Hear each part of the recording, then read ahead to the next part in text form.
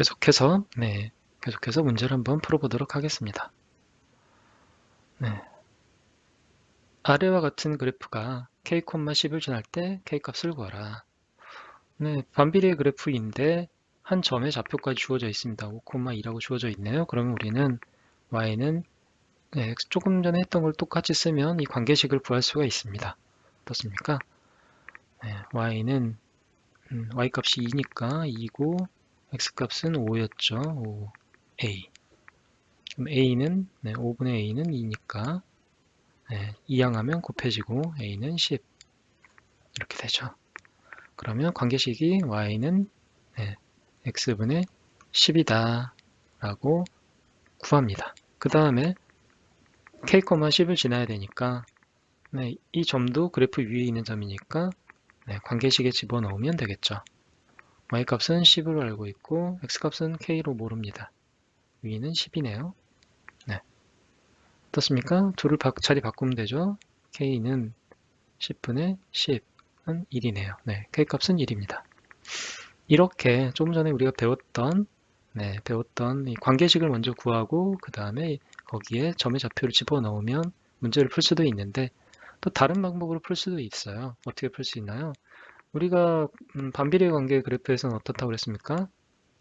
y는 x분의 a니까 x를 이항을 해서 xy는 a 좌표를 항상 곱하면 둘의 좌표를 곱하면 항상 어떻다 그랬죠? 어떤 일정한 값으로 항상 동일하다. 모든 점에서.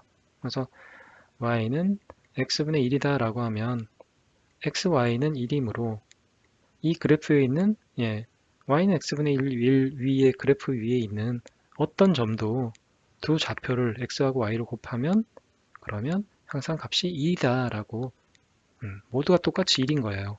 이 여기 있는 점들의 x좌표와 y좌표를 각각 서로 곱하면 항상 1인 모두 동일하죠. 이 성질을 이용하면 문제를 좀 더 쉽게도 풀 수 있을 것 같습니다. 그러면 이 한 점이 주어졌으니까 한 점의 좌표는 5,2죠. 그러면 이때 x, y 값은 얼마입니까? 5 곱하기 2이므로 10이죠. 즉 a가 10이라는 걸 바로 알아낼 수 있는 겁니다.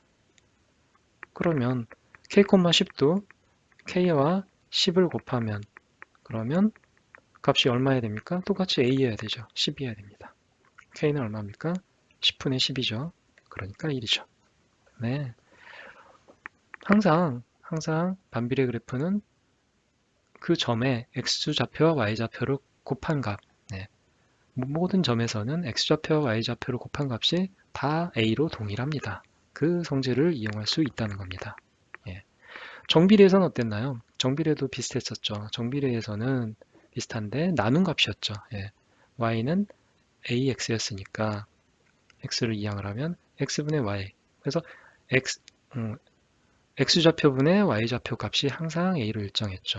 그래서 y는 뭐 2x라고 하면 x분의 y는 2. 그래서 이 직선 그래프의 한 점에서 이 x값분의 y값, x분의 y를 하면 항상 어떤 동일한 값이 나오는 게 정비례였는데 반비례에서는 x와 y 좌표를 서로 곱하면 항상 일정한 a라는 일정한 수가 나온다. 비교해가면서 한번 계속 저희가 정비례하고 성질을 비교해가면서 반비례를 알아보면 좀 더 재밌으니까 그렇게 해주시면 되겠습니다.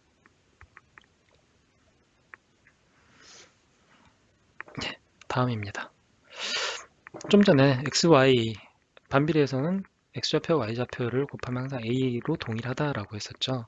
이거를 그래프 상에서 보면 어떤 것을 알 수 있냐면요.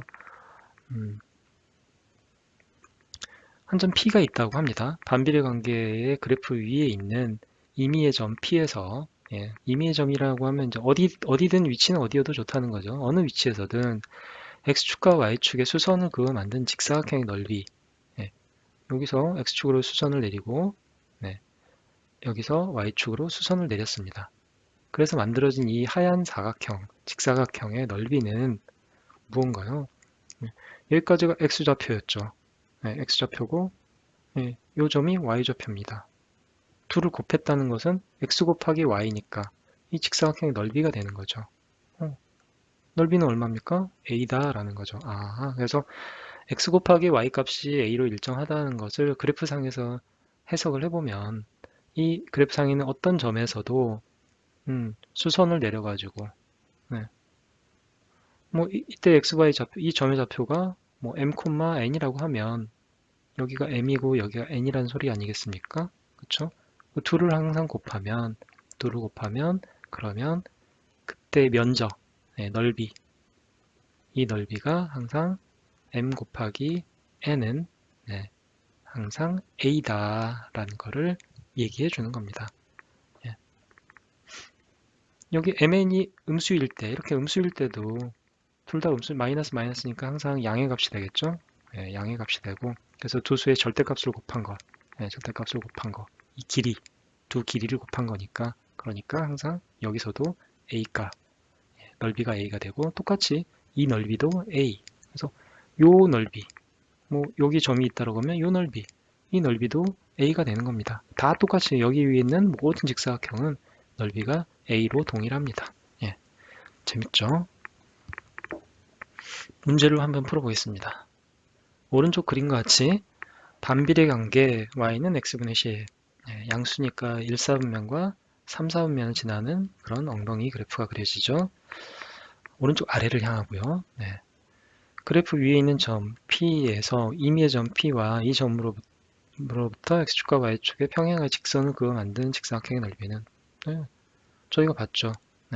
이 그래프가 x, y는 10인 반비례 관계식이니까 어느 점에서든 x값과 y값을 곱하면 얼마입니까? 10이죠. 넓이는 그래서 10입니다. 너무 쉽네요. 이번 문제는 어떻습니까? 오른쪽 그림과 같이 정비례 관계와 반비례 관계 그래프가 점 4,2에서 만나고 있네요. 한 점 여기에서 만나고 있죠. 그럴 때 a, b의 값은 무엇입니까?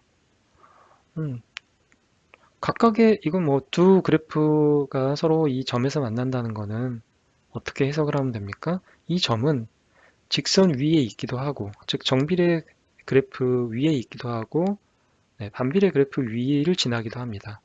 두 그래프를 모두 지난다라고 볼 수 있는 거죠. 그러니까 이 점의 좌표를 정비례 그래프에 집어넣어도 등호가 성립하는 거고, 반비례 그래프에 집어넣어도 등호가 성립한다라는 걸 알 수가 있죠.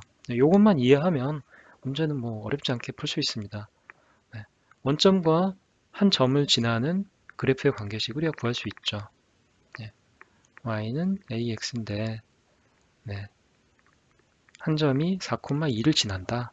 어떻습니까? 집어넣으면 y 2는 4a 이렇게 되겠죠. x가 4니까 a 값은 얼마입니까? 4분의 2죠.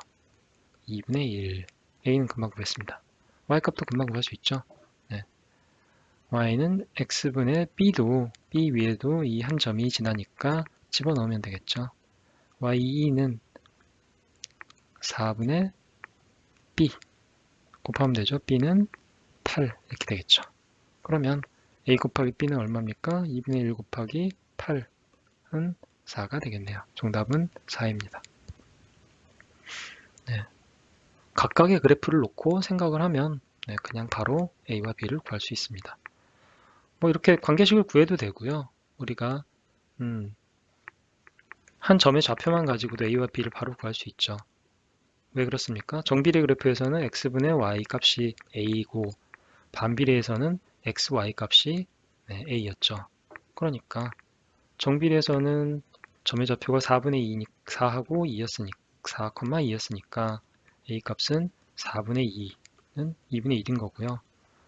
여기서는 b 값이죠. 반비례 그래프에서는 b는 x, y니까 x, y를 곱하면 얼마입니까? 4 곱하기 2를 하면 8이다. 바로 구할 수가 있는 거죠. 점의 좌표, 한 점의 좌표만 알아도 우리는 바로 이 a와 b를 구할 수도 있습니다. 다음 문제도 비슷하네요. y는 이제 정비례 그래프는 관계식이 주어졌네요. y는 2분의 1x. 반비례 관계는 네, A가 정해지지 않았네요. 두 그래프가 X가 좌표가 4인 점 P에서 만날 때 A 값이 뭐냐? 먼저 우리가 관계식을 알고 있으면 X좌표를 알면 Y좌표를 알 수 있죠. 네, 관계식에 넣으면 Y좌표가 나오니까요. 그러면 이 한 점의 좌표를 알 수가 있습니다. 한 점의 좌표를 알면 이 A 값도 방금 저희가 풀어봤듯이 바로 구할 수가 있죠. 차근차근 풀면 되겠네요. X가 4이면 그때 Y값은 정비례해서 Y는 2분의 1 곱하기 4 하면 얼마입니까? 2죠. Y값이 2다 라고 알아내고요. 그럼 한 점 4, 결국 2를 지나간다. 이 반비례 그래프가 한 점 이 4,2를 지나가기 때문에 집어넣으면 또는 2를 곱하면 A가 바로 구해지죠. A는 4 곱하기 2니까 8이네요. 이렇게 차근차근 구하면 되겠습니다. 자, 이렇게 해서 반비례에 대한 반비례 그래프에 대한 문제도 모두 풀어봤고요. 이번에는 이제 마지막으로 저희가 정비례와 반비례 배웠던 것들을 개념 체크하면서 복습해 보도록 하겠습니다. y가 x에 정비례하면 x가 2배, 3배, 4배가 됨에 따라 y도 2배, 3배, 4배가 된다. 정비례의 정의죠. 그리고 관계식은 y는 ax다. 수 전체 x에 대해서 정비례 관계 y는 ax의 그래프는 이런 특징이 있다. 원점 5를 지나죠. a가 0보다 크면 1과 3, 4분면을 지나고 오른쪽 위를 향하죠. 오른쪽 위를 향합니다. 아이고, 원점을 지나야 되죠. 오른쪽 위를 향한 그런 그래프가 만들어지고, 그래서 오른쪽 위를 향하기 때문에 x가 증가하면 y도 증가하죠. 같이 따라갑니다. x가 감소하면 y도 감소합니다. a가 0보다 작으면 오른쪽 아래를 향하죠. 원점 지나고 2, 4분면과 4, 4분면을 지나고 오른쪽 아래를 향합니다. 따라서 x값이 증가하면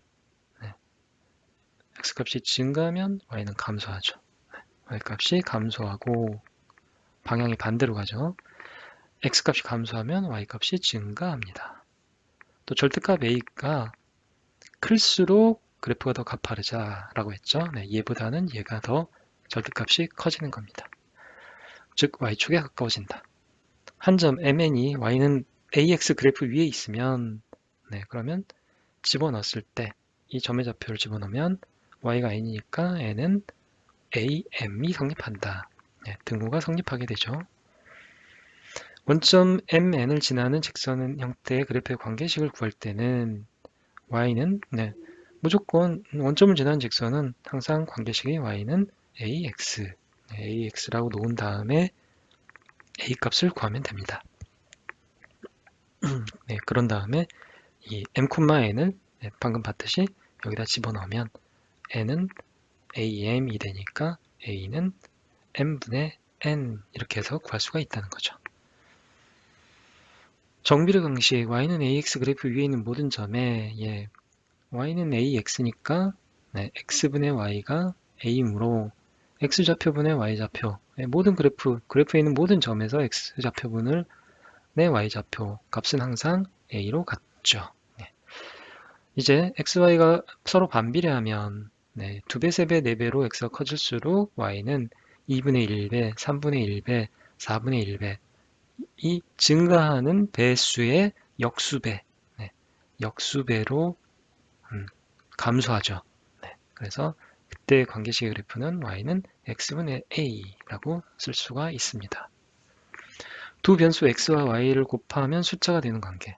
두 변수를 이제 다시 쓰면 xy는 a니까 반비례 그래프는 그러면 숫자가 되는 관계는 y는 x분의 a 형태의 반비례 관계이다. 수 전체의 x에 대해서 반비례 그래프는 다음과 같은 특징을 가진다. 원점을 지나지 않죠. 그리고 a가 0보다 크면 1, 4분면과 3, 4분면을 지나는데 그거는 정비례와 똑같은데 방향이 반대죠. 오른쪽 아래를 향하는 그래프가 됩니다. 그래서 x값이 증가하면 y값이 감소하고 x값이 감소하면 x값이 거꾸로 증가하는 그런 그래프가 되고요. a가 0보다 작으면 이제 오른쪽 위를 향하는 2사분면과 4사분면에 오른쪽 위를 향하는 이 한 쌍의 엉덩이가 그려집니다. 네. 그래서 오른쪽 위를 향하고, 그래서 x값이 증가하면 똑같이 같이 증가하고 x값이 감소하면 y도 감소합니다. 절대값 a가 클수록 어떻습니까? 네, 위로 날아갑니다. 네, 원점으로 더 멀어지죠. 절대가 a가 클수록 그래프가 원점에서 멀어집니다. 얘도 이렇게 멀어지고요.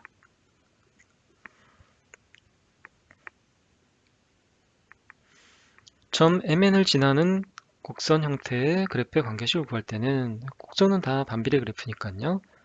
식을 y는 x분의 a라고 놓는다. 그리고 한 점, 이 점의 좌표를 집어넣는다. 네, n은 n분의 a, 따라서 a는 nm. 네, 두 좌표 값을 서로 곱하면 되죠. 그럼 항상 a로 동일하다고 했습니다. 반비례 관계, 그렇게 해서 a를 구하면 우리가 관계식을 구할 수 있는 거고요. 반비례 관계 그래프 위에 있는 모든 점의 x좌표와 y좌표, x, y는 a니까 둘을 곱하면 항상 a로 같다. 반비례 관계 그래프 위에 있는 점에서 수선을 그어서 만든 이 직사각형의 넓이는 a이다. 이렇게 해서 우리가 정비례 반비례에 대해서 모든 공부를 마쳤습니다. 수고하셨습니다.